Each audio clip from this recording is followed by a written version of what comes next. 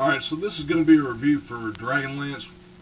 Particularly, I'm going to review Dragons Involving Twilight in this review.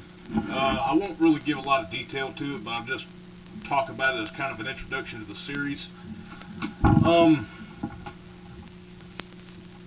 story itself is actually the brainstorming of the writers Margaret Weisman and Tracy Hickman, who, along with a couple other friends, wrote the story out based on what happened in the game of Dungeons and Dragons that they were playing. Basically, the premise behind the story, in a nutshell, at least for this book, is that there is a huge war ready to take place on the continent of Kryn, and 8 companions who had vowed 5 years before this to gather together to report back on anything they found about a movement from these dragon high lords to begin conquering the land is cut short when one of their companions does not show up, and her fate is revealed later on in the second book about what she's been up to all that time. The 8 characters in the story, originally it was 7, I want to say. I don't think it was 7. It might have been 7 that were originally supposed to be together. Yeah, that's right, because Kittiara didn't make it into the group. So it was 6 of the guys who showed up, and then the 2 barbarians, which kind of act like the Frodos of the group for the first little bit, because they're carrying this staff, which is sought after by the local theocrat. Because there's been a huge order to find whoever bears the staff, because it's such a powerful item and would eventually lead on to an even more powerful magical item, which could begin reteaching the world about healing practices and all kinds of good little white magic.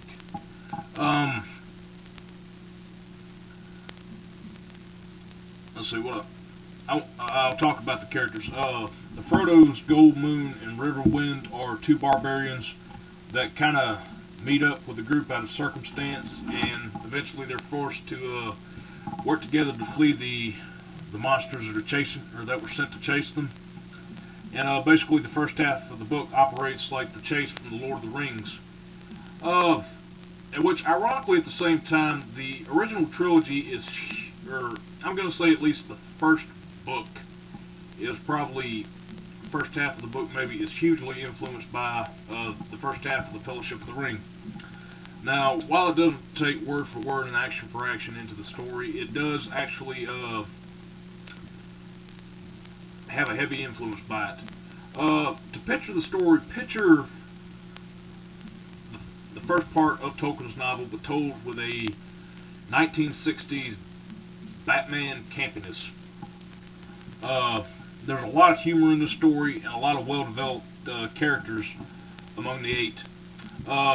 Riverwind and Gold Moon are 2 barbarians that are actually in love with each other, but because of their law that Gold Moon is the chieftain's daughter, Riverwind is forbidden from marrying her. But minor spoiler, most of their tribe is wiped out when the war actually happens, and they wind up marrying anyway. And they kind of fade out of the story after that. Tanis Half-Elven is the leader of the group. Half human, half elf. He is a product of a rape of a human soldier onto a maiden, or an elf maiden. And he's kind of despised by both for his mixed heritage. You know, it's that typical half-breed of the story. You have Storm Brightblade, who is kind of the you know those stories that have a young, naive, chivalrous person? Here is actually a seasoned, chivalrous knight who stands up for everything good.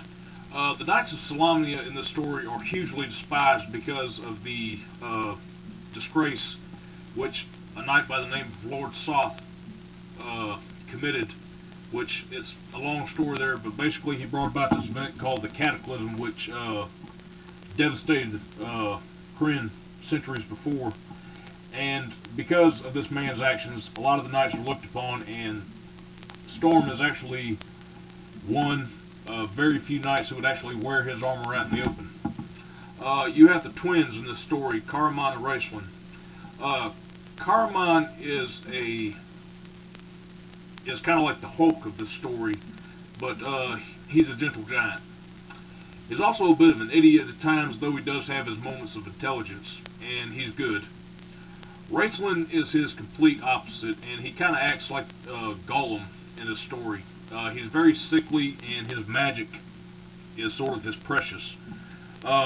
Basically, he took this test for the Order of Magicians that he belongs to in a place called the Tower of High Sorcery, and in order for him to pass that test, it cost him greatly on his health. But he's actually a very driven character in the story, and even though he will become evil later on, it's still a pleasure to read from his point of view to show how driven he is. In fact, the Blind Guardian song, The Soul Forged, is actually all about him. And if you want to check that song out, go look it up. It's very good among some of the other music they make. But to finish up about Raceland, while he is sickly, he does have strong magic, and there are actually certain rules that they have to follow in the story about how his magic operates. Basically, he constantly has to read all these magic books that he carries around with him, because once the energy to cast any type of spell is used, the magician will automatically forget about it and have to go back and read the story over again, or read the magic spell over again to learn it, which is kind of interesting. The other two companions for the group are Flint Fireforge, who is probably the least developed of the characters. I mean, he does have some background given on him, but there's not really much to him. He and Tasselhoff Burfoot, who is a Kinder, are the comic relief of the group. The Kinder in this story are very childlike. They have I think the word I'm looking for, they're kleptomaniacs, in that they want to steal everything and just say, what, I didn't steal anything. And they're somehow immune to the sensation of fear. And Tasselhoff is really the fan favorite of the story, and it's a pleasure to read him. I do, however, become kind of annoyed by the fact that he's introduced into the War of Souls trilogy later on.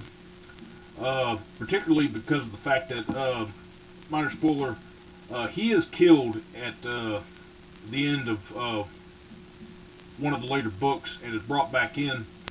And Tasselhoff, while he is the comic relief, he also serves kind of as unintentionally causing problems, or somehow being saving grace for the team. Basically, he's a walking MacGuffin is what he is.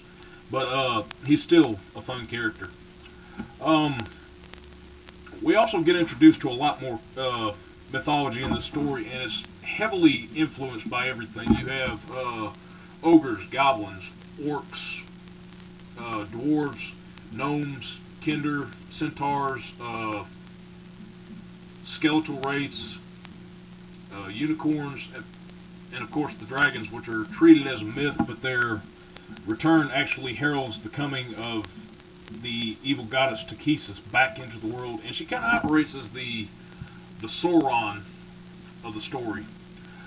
The Gandalf of the group, which is shows up in the second half of the book, is a character by the name of Fizban. So once he joins up with Tasselhoff and Flint, it pretty much becomes a medieval Three Stooges, which is actually very hilarious to read about. And the fact that Fizban may or may not be the god Paladin in disguise. Aside from that, however, in which, I've kind of rambled here, but most of the review did fall onto Dragons of Autumn Twilight. This is an excellent book, and when you get into it, it's actually an excellent book series. I would highly recommend this. One thing, though, as for the movie that was based off of the first book, stay away from that. It fucking sucks. But